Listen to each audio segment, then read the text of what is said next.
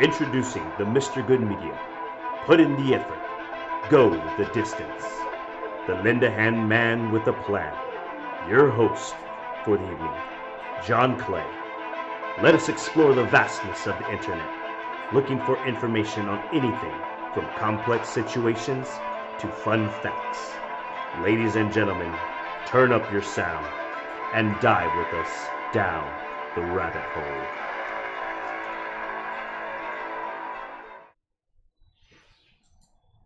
And good morning. How's everybody doing today? We doing all right? Everything going well? I'm going to do environmentally friendly part 2. Same thing goes as usual. If you have any questions or concerns, feel free to contact me on the chat. If you have any topics you want to discuss or any information you want to share, feel free to put that out there. As we're streaming on YouTube, Twitter, and Facebook. So anybody following along, feel free to chat and let me know if you have any questions or concerns, if I can help you with anything. Sorry, a little brain fart there. Still getting used to this time change thing. But yeah, doing good. So let's see what's gonna go on. So you know what? I'm gonna type in environmentally friendly practices.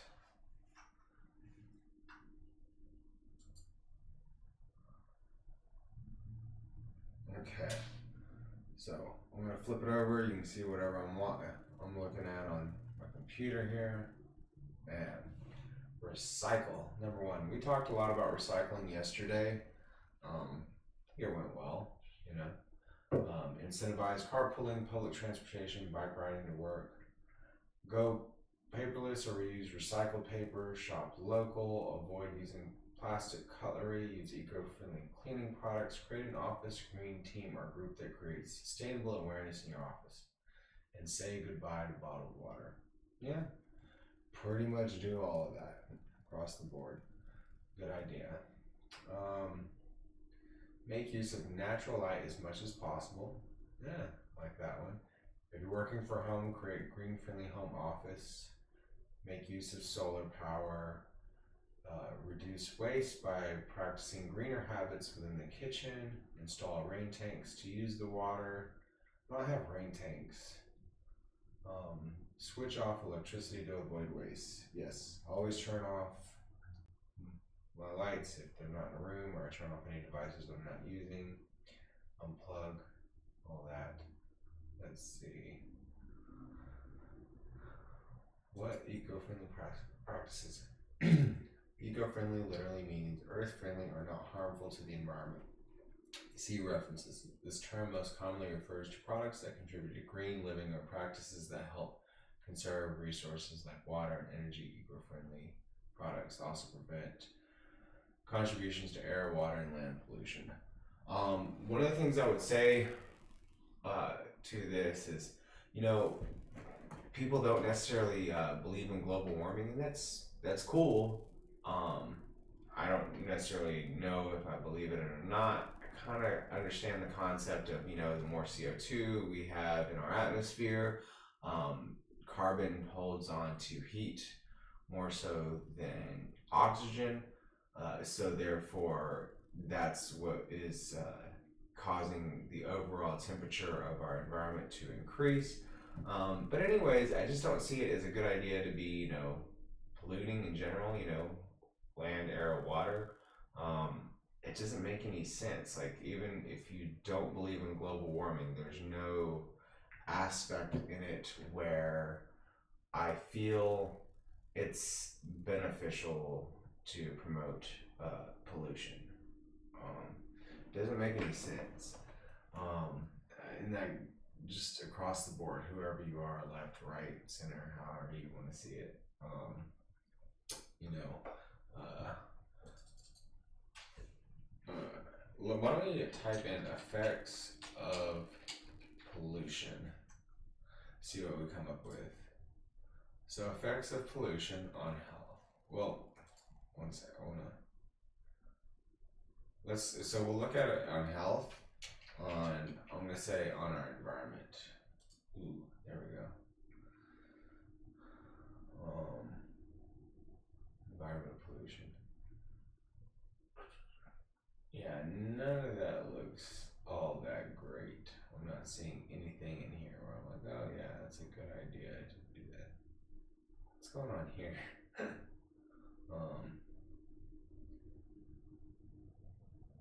I think there's a lot of good images here.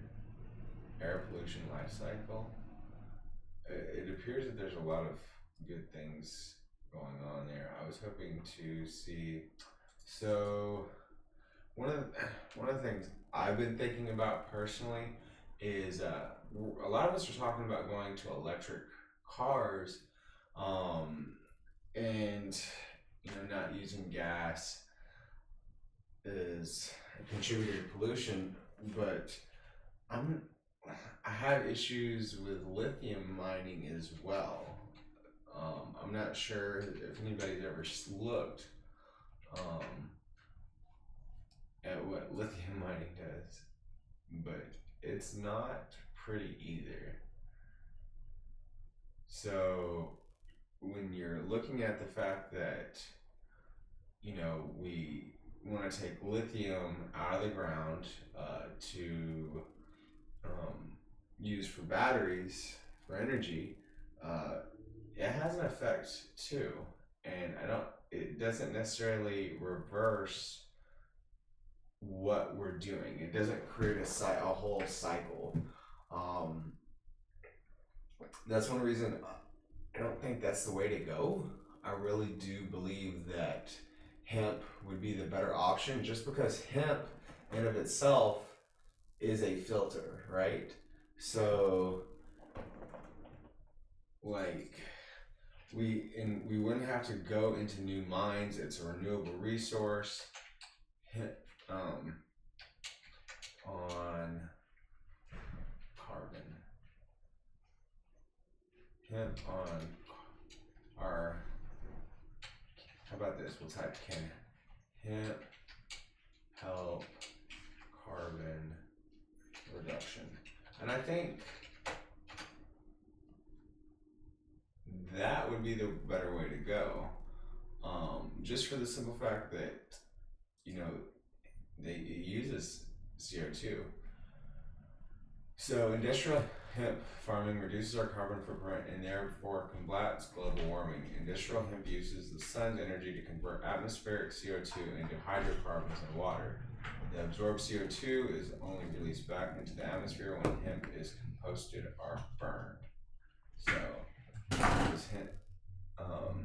So like I said, when you look at lithium and going electric, it doesn't make any sense. It's still not a renewable resource. It's not something that you can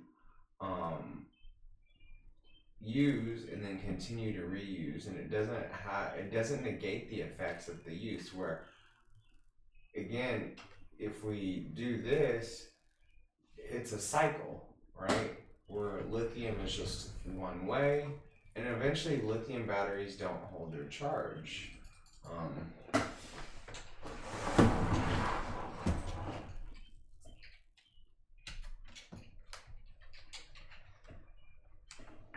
So eventually, like, rechargeable batteries wear down, and they don't quite work the same. So one of the things I have to ask myself in that case is, is that really the best approach? Let's see. I think a good question to ask is, how long does a Tesla battery last? Let's see if it'll. Tesla battery pack. So 300,000 to 500,000 miles. So it says soon may have a battery that can last a million miles. Here we go. What is the life expectancy of a Tesla battery? So Well, Tesla expects them to last 8 years and infinite miles, since that's the warranty they offer with the Model S. They define the lifetime of the battery as being when it cannot hold more than 70% of its original charge, but actual data suggests that they will last longer. Ooh. Hemp oil, I don't know. Corn's just too easy to grow, and as far as ethanol, battery tech is the next hurdle. Yeah, but it's again, that doesn't stop the cycle. Like why can't I just don't see why hemp wouldn't be reusable. From what I understand, the first Model T was used for ran on hemp. Can you run cars on hemp oil? To my understanding, you can. Related to marijuana, could be used for diesel fuel in the future. The vehicle for demonstrating hemp as a fuel source is a 1983 Mercedes-Benz station wagon with a turbocharged diesel engine that runs 100% hemp oil. So, I mean, you can do it, and then the plant in of itself is a filter, right? So, one of the things that we're seeing a lot of these carbon capture technologies do is they're just trying to take carbon out of the air and reuse it. Well, guess what? The plant does it on its own. It comes with its own ability to do it. You know, that to me that makes more sense. So why aren't we using that as a source? To me, that makes the most sense, is just using hemp oil. I don't understand why we're so determined to try to make electric cars and batteries, and if we could just convert the vehicles we have now to run off of hemp oil, it seems to make a lot more sense to me than trying to make these batteries work. While the technology might be improving, it still isn't 100%. It's not going to last forever. So we have to look at what's there. And I feel like, let's just go nature. Yes, I agree. Plants versus fossil fuel would be way better. I'm 100% again. You know, I think renewable resources are the way to go. It's already there, so utilize it. Mother Nature gave us this amazing plant, and it makes no sense that we don't utilize it in this day and age. I know. I live in Texas, and Texas has legalized it, but we're waiting on the U.S. Department of Agriculture to approve the bylaws for initiating the growth of hemp here in Texas, which I think across the board, that's just the way to go. Clothing, textiles, plastics, old Mercedes run off vegetable oil. See, I mean, now can we convert? Can we convert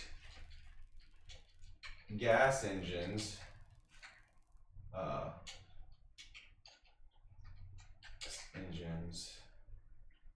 to run on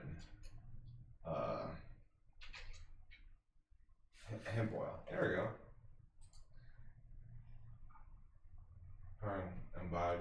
Onto a bicycle. How can I get my car off gas and onto a biodiesel, or hemp biodiesel made from the oil of the pressed hemp seed using processes such as gasification? It would be ethanol. You would have to use ethanol. Well, I mean, if you can do it, it's there. My only issue is I think ethanol is like we were talking about, completely from corn. So when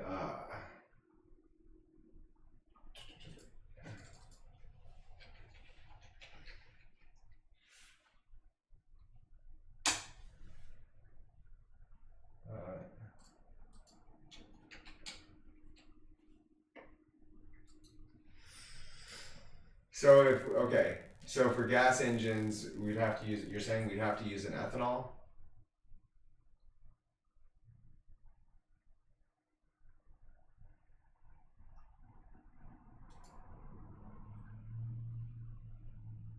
Now, could we make with the diesel be able to? Could we convert diesel engines to run off of hemp then? You know, I mean, it doesn't have to be one way or another. My only issue is how is continuous corn production going to affect the land?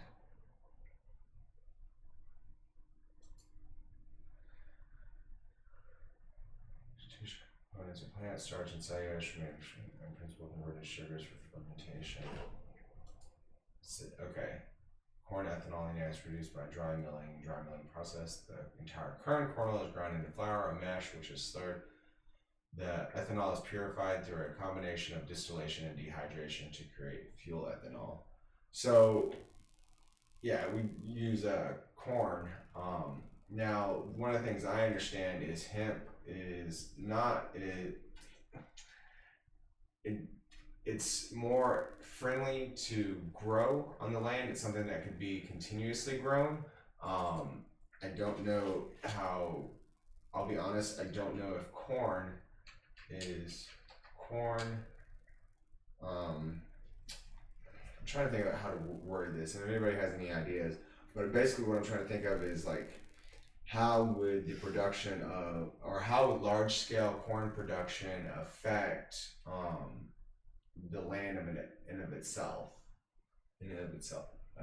Sorry, I'm still trying to get like myself discombobulated from the time change. So not time change, daylight savings time. See, there you go.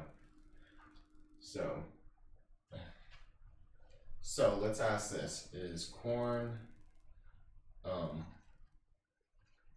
There we go. How does large scale corn farming affect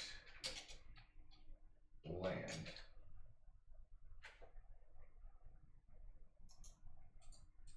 Say that I don't know how to spell. Corn versus hemp. Yeah, I think that's a good question to ask. What are the benefits going back and forth? If we can use corn for, say, gas engines and convert the engines to be able to run or use ethanol, and then maybe hemp to create a biodiesel.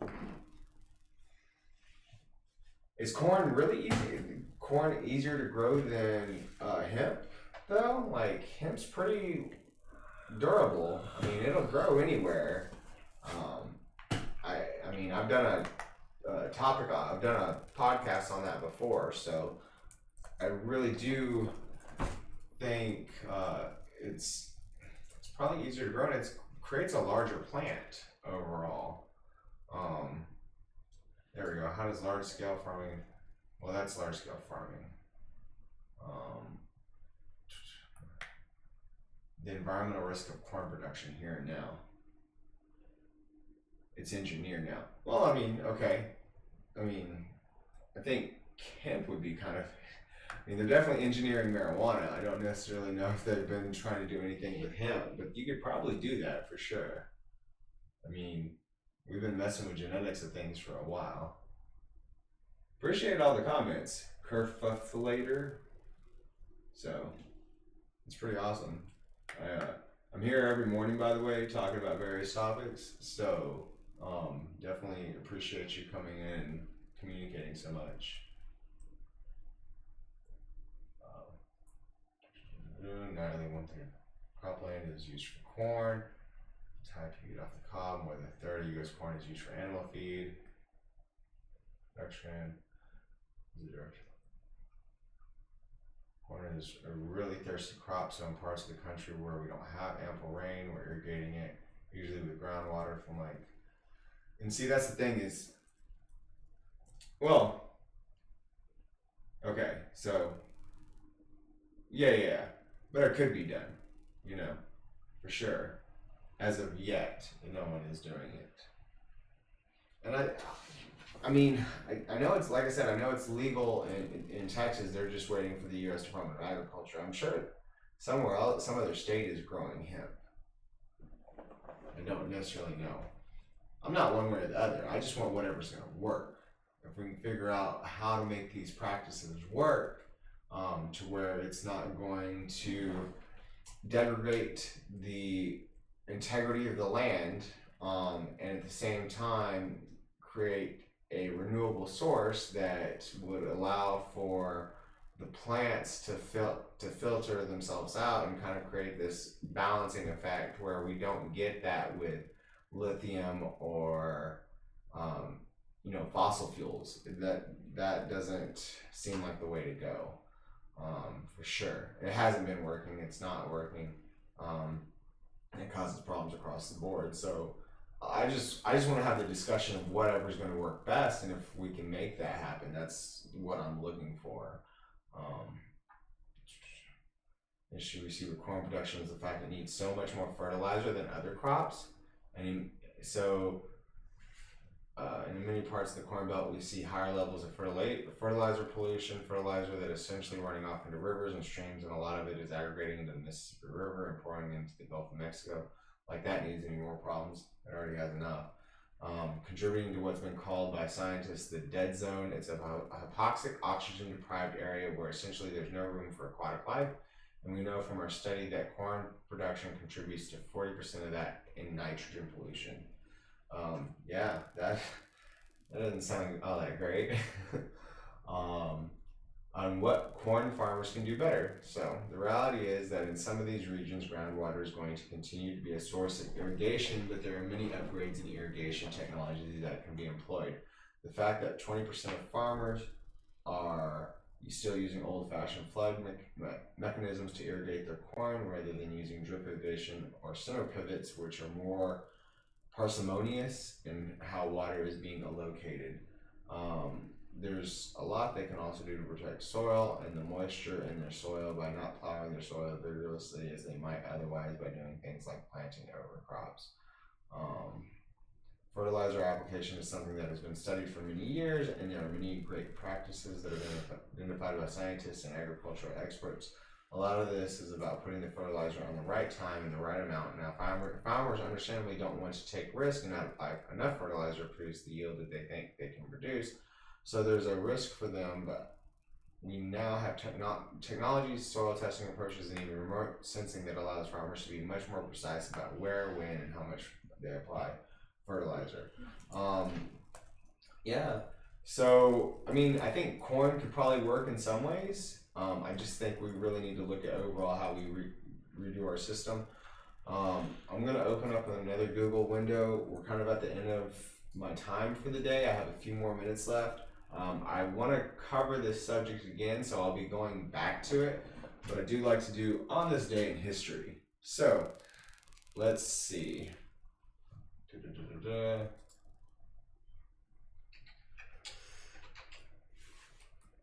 Bam. In 1959, the U.S. Barbie doll? Huh. Germany Allied Forces. U.S. Emerging Banking Act. Canada Hockey?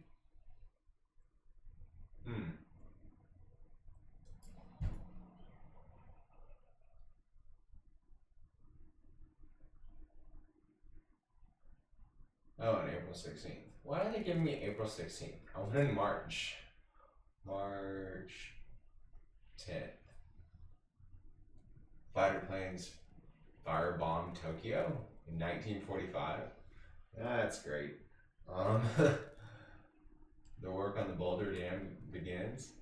The director of Roman Polanski is charged with 4 charges, including rape. That's not cool. Oh, that's the 11th. Sorry. Oh, the 10th is a lot better. Dalai Lama forced to flee India, who granted him political asylum. You know, I actually read his book. God, that was like 8 years ago now that I think about that, if not longer. It's good. I really enjoyed it. First Ford Mustang is manufactured, ready to release on April 16th. Okay, so it was manufactured and ready for release on April 16th. So that's cool. Any Mustang fans? Got that. Let's see. So we've done that. any current events going on right now? Anything new in the world that we need to know about?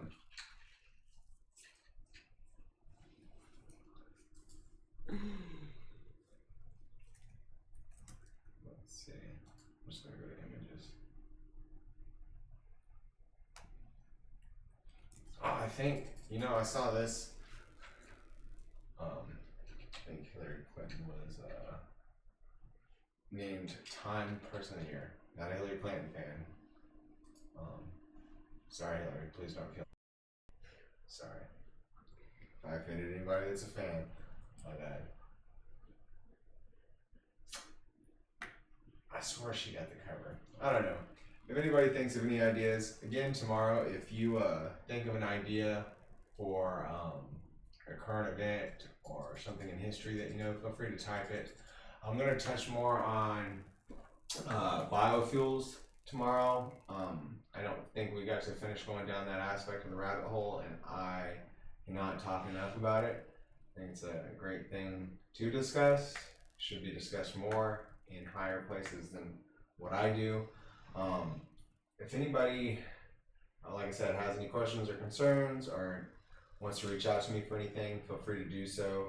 I'm on all social medias, and this is where we close it out with my little promo. So, anybody watching, of course, we knew this is our stuff. Healthy Me, Healthy World is what I'm trying to turn into a nonprofit. Down the Rabbit Hole is, of course, this podcast segment, and Progress Not Perfection is our overall company. Do personal training, customized apparel, podcast, health and wellness seminars, community improvement projects. That's what we're all about. So, on that note, love y'all folks. Thank you for watching, and have a great day. Thank you. Bye-bye.